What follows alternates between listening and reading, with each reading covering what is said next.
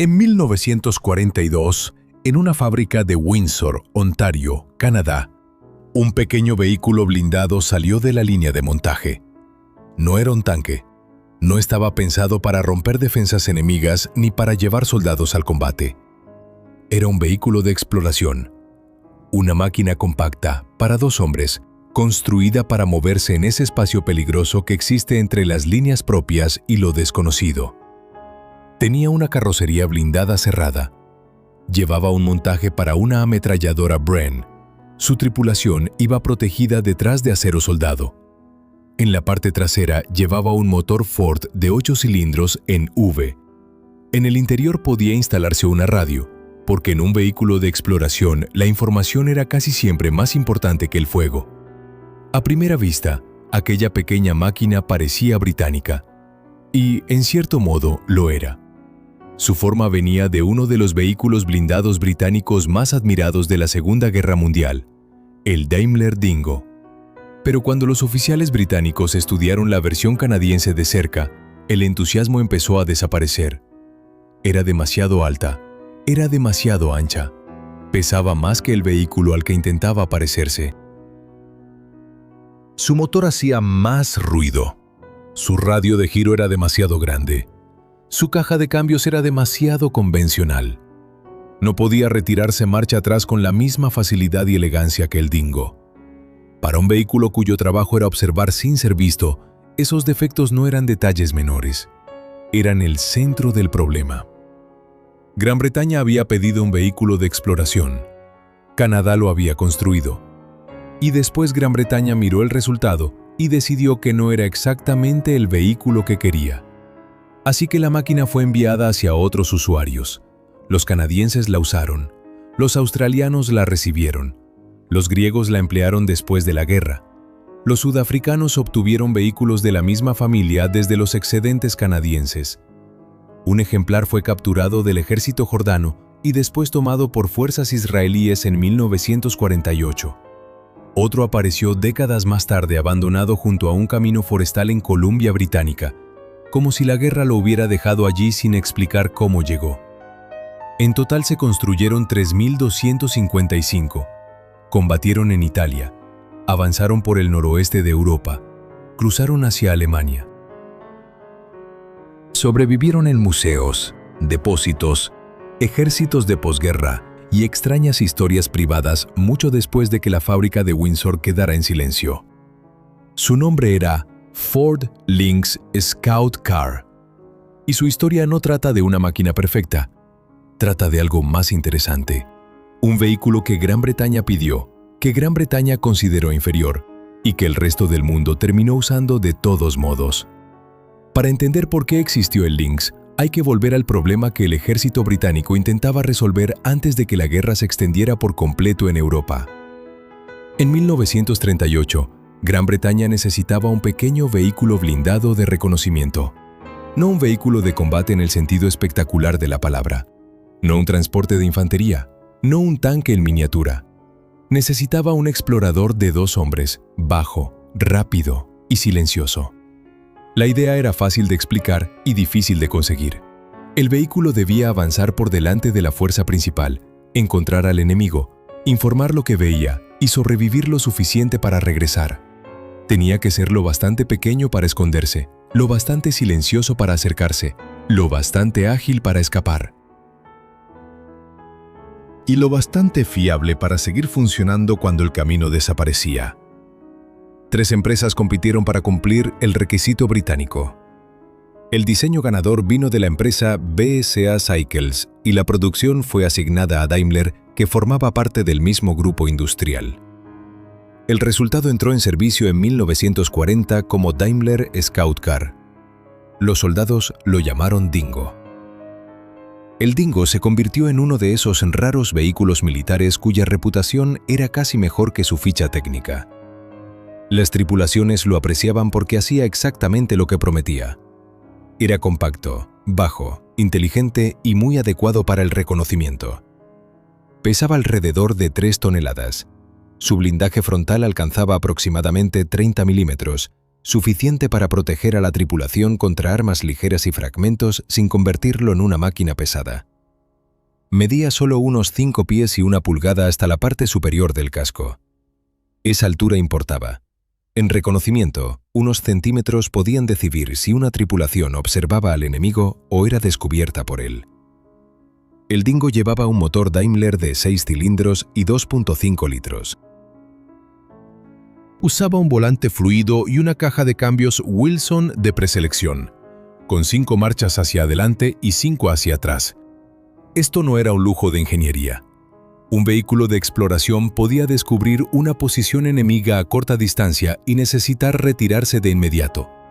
El Dingo podía salir marcha atrás a gran velocidad, mientras el conductor miraba hacia atrás desde una posición ligeramente girada. También tenía una distribución compacta de tracción a las 4 ruedas, suspensión independiente y neumáticos de tipo round flat.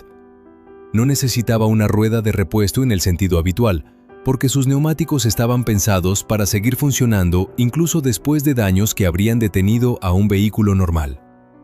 En el interior, el segundo tripulante podía operar la radio o la ametralladora Bren.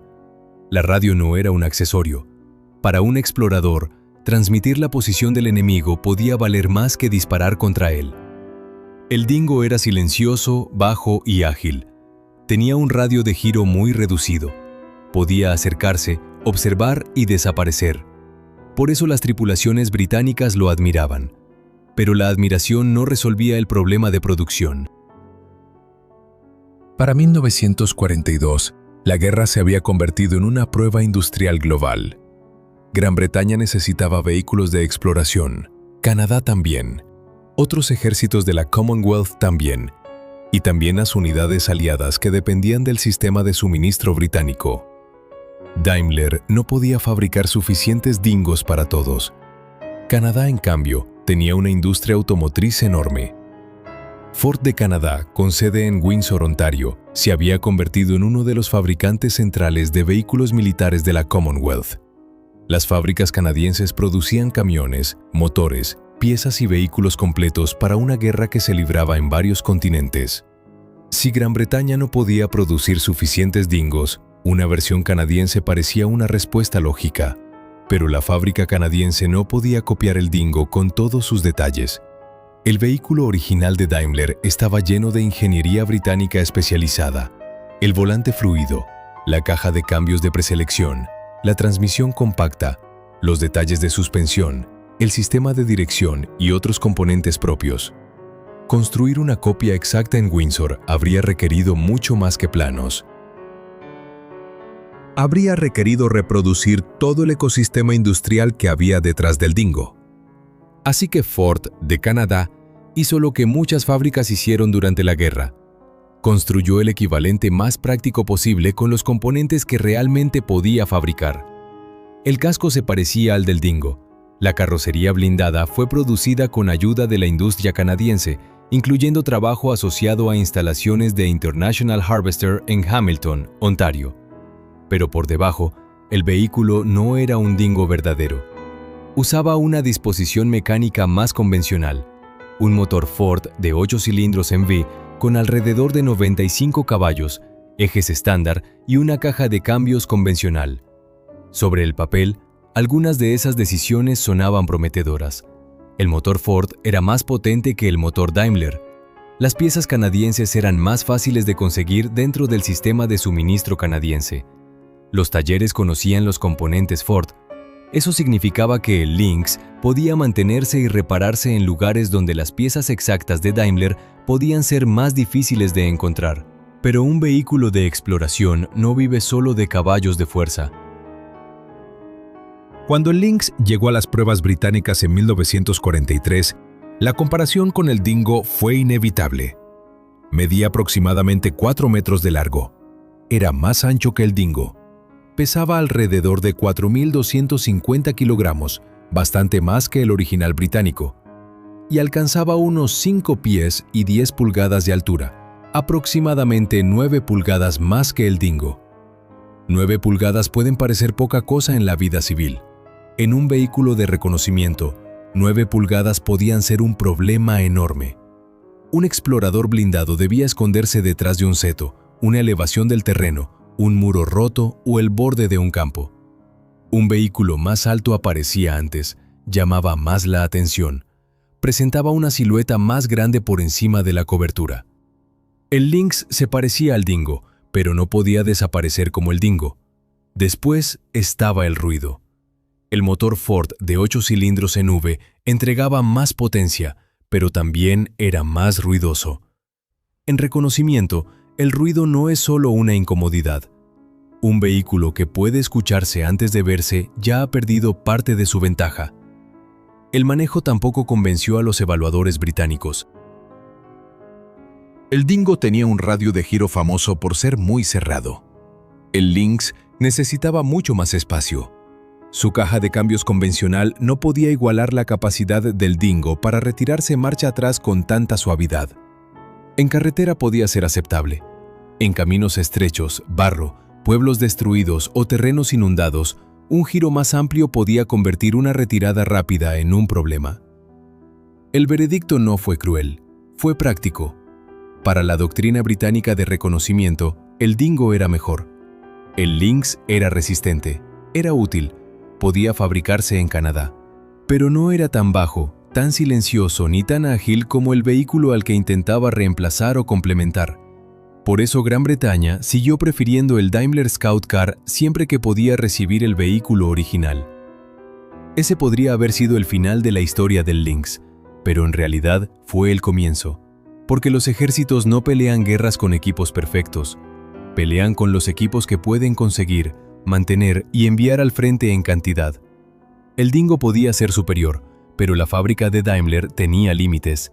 Canadá podía construir Lynx y las unidades de la Commonwealth necesitaban vehículos. Así que los canadienses pusieron el Lynx en servicio. El vehículo llegó a unidades operativas durante los años centrales de la guerra. Para 1944, los regimientos canadienses de reconocimiento usaban Lynx en las dos grandes campañas terrestres aliadas de Europa Occidental, Italia y el noroeste de Europa. Italia fue una prueba brutal para cualquier vehículo con ruedas. La campaña suele recordarse como una lucha de tanques e infantería entre montañas, ríos y pueblos antiguos. Pero para las unidades de reconocimiento también fue una guerra de caminos estrechos, escombros, puentes destruidos, pendientes y callejones sin salida. Las carreteras estaban dañadas. Las aldeas podían quedar bloqueadas por ruinas. Las rutas de montaña castigaban las suspensiones.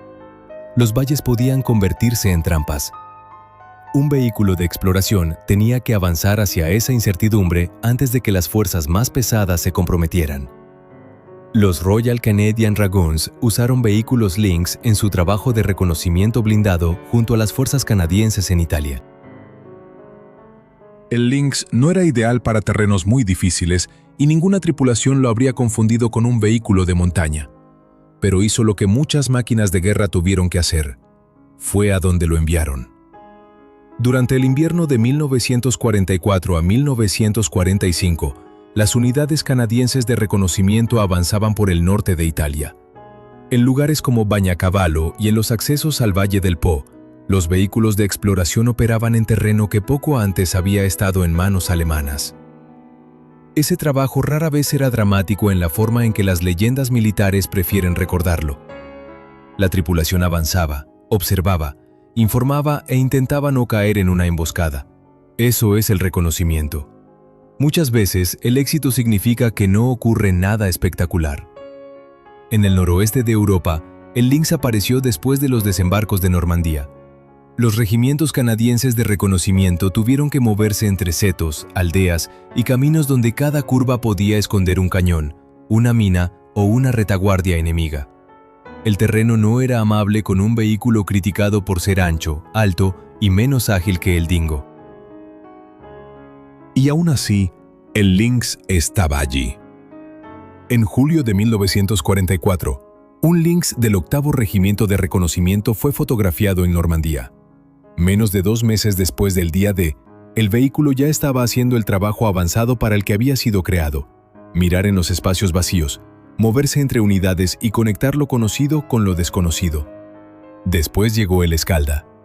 El estuario del Escalda fue una de las operaciones aliadas más duras y menos glamorosas del noroeste de Europa. Hubo tierras inundadas, caminos estrechos sobre diques, campos anegados y posiciones donde el movimiento quedaba limitado a franjas muy delgadas de carretera. Un vehículo de exploración con un radio de giro amplio no estaba en su ambiente natural. Muchas veces no había espacio para maniobrar, no había espacio para girar con comodidad, no había mucho margen para equivocarse. Pero las unidades canadienses todavía necesitaban saber qué había delante, y el Lynx siguió trabajando en condiciones que dejaban al descubierto todos los compromisos de su diseño. Para marzo de 1945, los ejércitos aliados habían llegado al Rin. El cruce del Rin fue uno de los momentos simbólicos de la campaña final en Alemania. También fue una operación práctica enorme, con puentes, transbordadores, ingenieros, tropas aerotransportadas, blindados, columnas de suministro y vehículos de reconocimiento enviando información hacia adelante.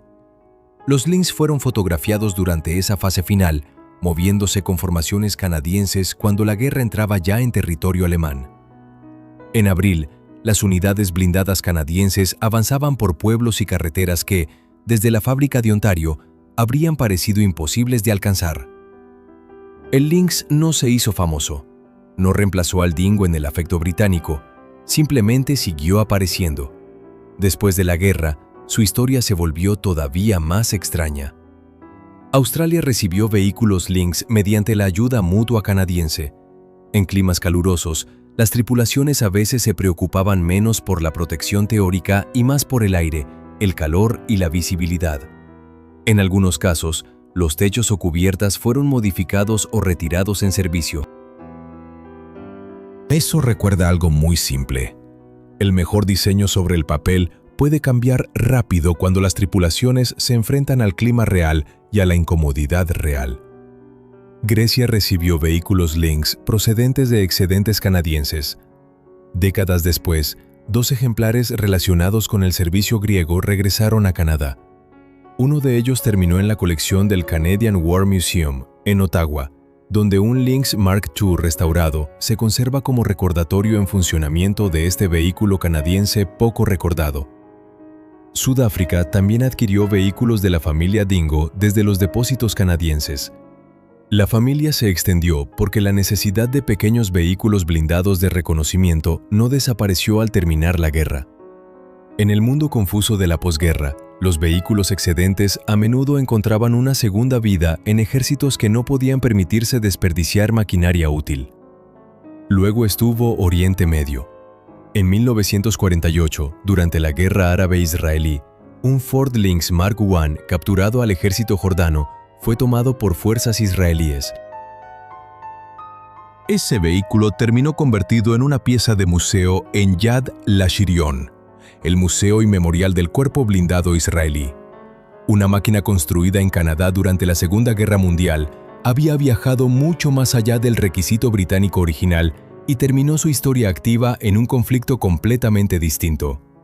Y luego está el camino forestal. Un Lynx fue encontrado años después de la guerra, abandonado junto a un camino cerca de Stave Lake, en Columbia Británica. Fue restaurado hasta volver a funcionar en el siglo XXI. Lo extraño no es solo que sobreviviera. Lo extraño es que su camino desde la producción militar hasta ese lugar aislado sigue siendo poco claro. Algunos vehículos militares tienen historias completas. Otros simplemente reaparecen, oxidados pero reconocibles, como si la historia los hubiera dejado olvidados en el bosque.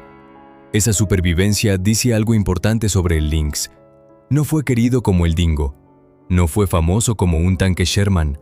No se convirtió en un símbolo como el Jeep, pero fue construido de forma lo bastante sólida, simple y numerosa como para que algunos ejemplares siguieran apareciendo décadas después.